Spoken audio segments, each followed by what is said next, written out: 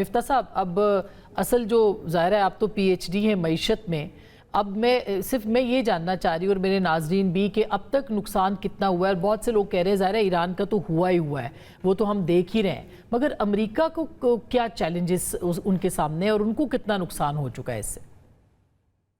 फिर मैं पाकिस्तान पे भी आ देखिए, इस वक्त अमेरिका के अंदर भी जो $3 और 10-12 सेंट की पेट्रोल मिलता था गैलन, हम्म। वो अब $4.25 का हो गया है। और अमेरिका में नवंबर में मिड टर्म इलेक्शंस आ रहे हैं और उसके अंदर ऐसा लग रहा है कि ट्रंप की पार्टी रिपब्लिकन जो है वो शायद हाउस भी हार जाएगी, इनका नीचे का हाउस, और वो सेनेट भी शायद हार सकती है।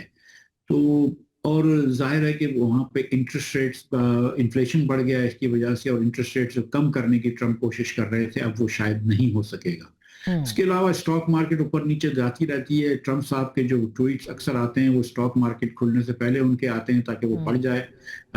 लेकिन अगर ये इस तरह जंग बंद नहीं होती, और अगर अब जंग आज बंद भी हो जाए, तो तेल जो है वो 3-4-5 महीने तक महंगा रहेगा, और अमेरिकनों को 3-4-5 महीने तक महंगा पेट्रोल खरीदना पड़ेगा, जिससे कि जाहिर है कि जिस तरह पाकिस्तान में होता है इस तरह दुनिया भर में होता है, उधर महंगाई बढ़ जाएगी।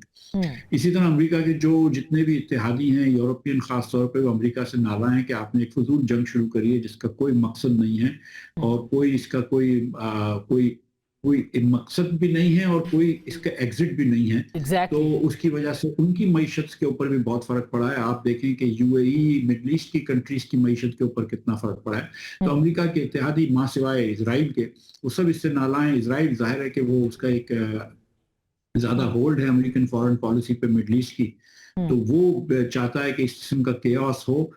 लेकिन इस वक्त मेरा नहीं ख्याल है कि ट्रंप साहब को बहुत ज्यादा जंग बढ़ाने का या आगे ले जाने का कोई इनका मूड है। एक फेस सेविंग इनको भी चाहिए।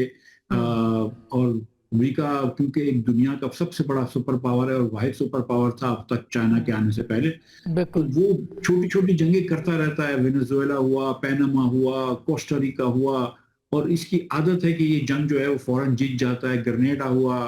तो हम्म। ये इस किस्म का अगर मुआहदा करेंगे अमेरिकन के, जिसके अंदर ये क्लियर नहीं होगा कि अमेरिका की जीत होगी, तो अमेरिका के लिए मजीद मुश्किल होगी इनकी डोमेस्टिक पॉलिटिक्स में। तो it's not just the economic part of it. America एक बहुत अमीर मुल्क है, लेकिन तो वो जो नुकसान इनको सियासी तौर पे बहुत नुकसान हो रहा है इस वक्त इनकी एडमिनिस्ट्रेशन को। बिल्कुल।